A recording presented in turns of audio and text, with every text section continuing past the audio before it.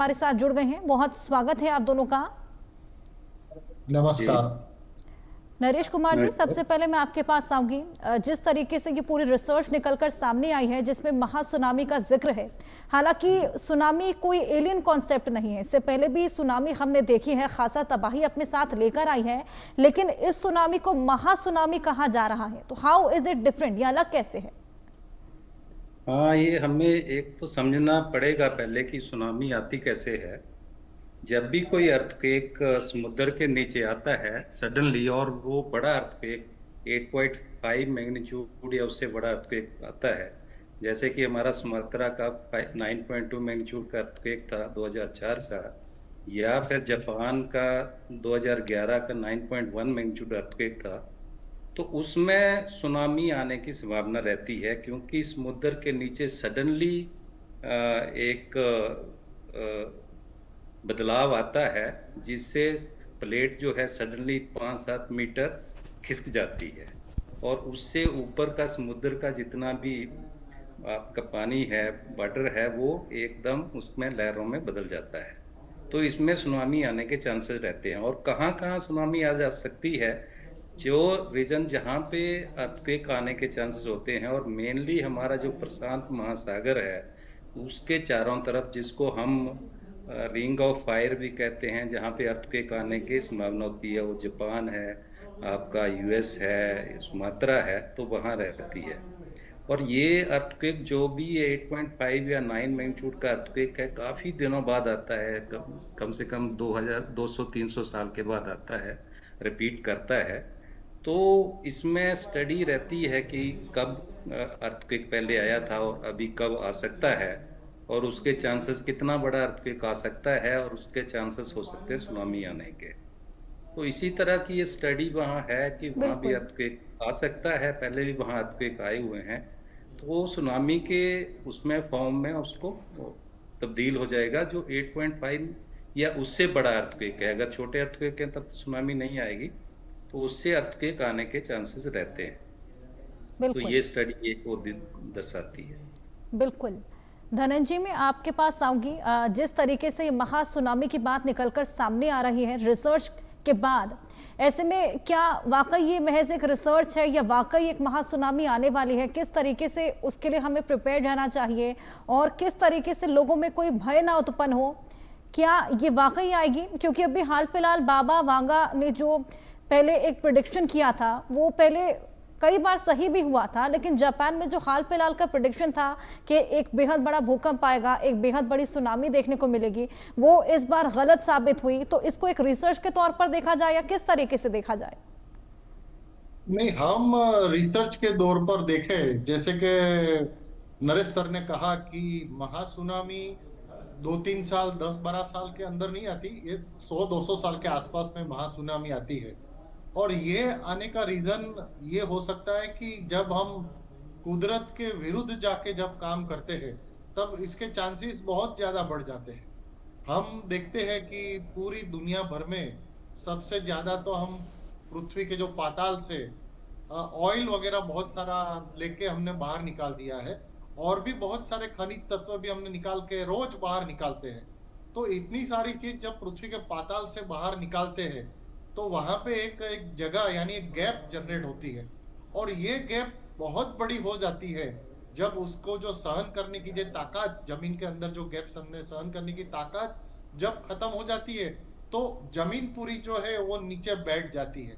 और ये जब जमीन नीचे बैठ जाती है, और ये जगह अगर जमीन के आसपास है तो अर्थक्वेक आता है, लेकिन यही चीज जो दरिया के अंदर होती है, तो वहां पे बहुत बड़ा फेरबदल होता है और सुनामी आती है। और ये सुनामी इतनी जबरदस्त आ जाती है कि समझ लो कि जो दरिया किनारे पे उसके जो भी बहुत बड़े बड़े जो शहर है, वो समझ लो ये 1-2 मिनट में सब खत्म हो जाते हैं। तो अगर ये काम लंबे समय तक हम करते रहे और भी रुकने का नाम ही कभी ले नहीं रहे, तो मुझे लगता है कि ये जो प्रिडिक्शन है, ये उसकी जो डेट है वो ऑलरेडी ड्यू हो सकती है, और ये कभी भी आ सकता है। रिसर्च से भी जाए तो ये बात में हमको अलर्ट रहना चाहिए। और हमारे तो दोनों जगह पे, जैसे जावा सुमात्रा, वो जो पूरा इंडोनेशिया एरिया है, वो पूरा धरती कम या सॉरी वॉल्केनिक से जो एक्टिव है, अर्थक्वेक भी बहुत सारे आते हैं, और वहां पे कुछ भी एक्टिविटी होती है तो उसकी इफेक्ट हमारे भारत के पूर्व किनारों की तरफ इस तरह की सुनामी आ सकती है, और अमेरिका में भी इस तरह की महा सुनामी आने के चांसेस है। बिल्कुल। डॉक्टर नरेश, मैं आपके पास आऊंगी। जिस तरीके से साल की शुरुआत से ही हमने देखा कई जगह भूकंप के झटकों का एहसास, यहाँ तक कि दिल्ली एनसीआर भी कई बार दहल उठा है, कोई इसका रूट कॉज होता है? जिस तरीके से आपने भी बताया टेक्टोनिक प्लेट्स आपस में टकराती हैं तो भूकंप के झटकों का एहसास होता है, लेकिन ये टेक्टोनिक प्लेट्स आपस में टकराती क्यों है? क्या उसका भी कोई रूट कॉज होता है? एक ये समझना होगा, एक तो टेक्टोनिक प्लेट जो हमारा पूरा पृथ्वी का भाग है, एक बहुत बड़ी बड़ी प्लेट में 6 प्लेट में बंटा हुआ है। जैसे हम एग्जांपल लेते हैं, हमारा इंडियन प्लेट है जिसमें इंडिया आता है, हमारा इंडियन ओशियन आता है, पाकिस्तान, बांग्लादेश सारा आता है, वो एक प्लेट है। और इसी तरह एशियन प्लेट है जो यूरेशियन प्लेट है, जिसमें चाइना आता है, रशिया आता है, वो हमारे नॉर्थ में है। तो हमारी इंडियन प्लेट नॉर्थ की तरफ जा रही है और Asian plate, Eurasian plate south की तरफ जा रही है, और हिमालय में दोनों प्लेट टकराई हुई हैं, जो जिसमें डे बाय डे उसका प्रेशर बढ़ रहा है। तो कभी कभी जब एक प्रेशर किसी जगह पे वो नीचे सहन नहीं कर पाता है, रॉक सहन नहीं कर पाती है, तो एकदम वो वहां पे रप्चर आ जाता है, वो अर्थक्वेक आता है। तो ये सभी जगह इसी तरह से है, और ये प्लेट्स मूव कर रही हैं। आप जीपीएस की स्टडी से देख लीजिए, जो अभी यूएस में स्टडी हुई थी वो भी जीपीएस की स्टडी से हुई है। तो ये बताती है, जैसे इंडियन प्लेट हमारी नॉर्थ की तरफ तकरीबन 20 से 50 मिलीमीटर पर ईयर, एक साल में थोड़ी सी मिलीमीटर पर ईयर ये खिसक रही है। तो इस तरह से रहती है। इसी तरह से समुद्र के नजदीक नीचे भी जो हमारी, जैसे सुमात्रा में देखें तो इंडियन प्लेट ईस्ट की तरफ जा रही है और वहाँ ऑस्ट्रेलियन प्लेट वेस्ट की तरफ जा रही है। तो इन प्लेट की टकराने से वहाँ पे एक रीजन बनता है जहाँ पे अर्थक्वेक आते हैं, और एक नेचुरल प्रोसेस है, इसको हम रोक नहीं सकते हैं, और अभी प्रेडिक्शन करना भी मुश्किल है। इसका एक ही सुझाव है, एक ही तरीका है कि हमारी जो भी कंस्ट्रक्शन हो वो उस तरह से हम बनाएं कि अर्थक्वेक के आने पे उसमें नुकसान कम हो। अर्थक्वेक के आने से कभी नुकसान नहीं होता, लेकिन जो हमारी कंस्ट्रक्शन है, जो बिल्डिंग है, अगर वो मजबूत ना होगी तो वो टूट जाएंगी, उससे कंस्ट्रक्शन, उससे डिस्ट्रक्शन होगी। तो यही एक तरीका है। और ये प्लेट लगातार चल रही है और बहुत सालों से, 50 मिलियन ईयर या उससे चल रही है, तो इसको ना रोका जा सकता है। एक ये टेक्टोनिक नेचुरल प्रोसेस है जिसको हम नेचुरल प्रोसेस कहते हैं। उसी तरह आपका यूएसए में है, वेस्टर्न और ईस्टर्न पार्ट में प्लेट टकराई हुई हैं, जिससे ये भूकंप आते हैं। बिल्कुल। तो इसको नेचुरल या हमारे अपना जो एक्टिविटी है, ह्यूमन एक्टिविटी से रिलेट करना भी मुश्किल है। इतना इजी नहीं है कि उसको हम रिलेट कर पाए, क्योंकि इतना बड़ा इंडियन प्लेट है, वो मूव कर रही है और एशियन प्लेट मूव कर रही है। तो ह्यूमन एक्टिविटी से इंटरफेरेंस करना तो बहुत मुश्किल है, लेकिन ये नेचुरल है और ये होता रहेगा। सर, डिले तो नहीं किया जा सकता, लेकिन क्या ट्रैक किया जा सकता है? पहले कितना पहले तक ये ट्रैक किया जा सकता है? ट्रैक मतलब अर्थक्वेक को ट्रैक नहीं किया जा सकता है, लेकिन हम आइडेंटिफाई कर सकते हैं कि कहाँ पे आना है। जैसे अभी यूएसए में किया है, उसी तरह हमने इंडिया को 4 सेस्मिक जोन में बांटा है, जिसे हमें पता है हिमालय में हमारा 5 और 4 सेस्मिक जोन में आते हैं, हाई सेस्मिक जोन में आते हैं। तो हमारा ये मालूम है कि बड़ा अर्थक्वेक आपका 7.5 या उससे बड़ा अर्थक्वेक आएगा और हिमालय में ही आएगा, इंडिया के दूसरे पार्ट में नहीं आएगा। लेकिन उसका अनुमान लगाना कुछ टाइम पहले ये अभी पॉसिबल नहीं है, क्योंकि जो भी अर्थक्वेक का रीजन होता है आपका 10-20 किलोमीटर धरती के नीचे होता है। तो इसमें अभी स्टडी चल रही है, लेकिन अनुमान लगाना बहुत मुश्किल है। कहीं कहीं हमारा कुछ सिग्नेचर मिलते हैं तो उसमें ये रहता है कि आने का। बिल्कुल। धनंजय जी, मैं आपके पास आऊंगी। अगर महासुनामी आती है तो भारत को कितना खतरा?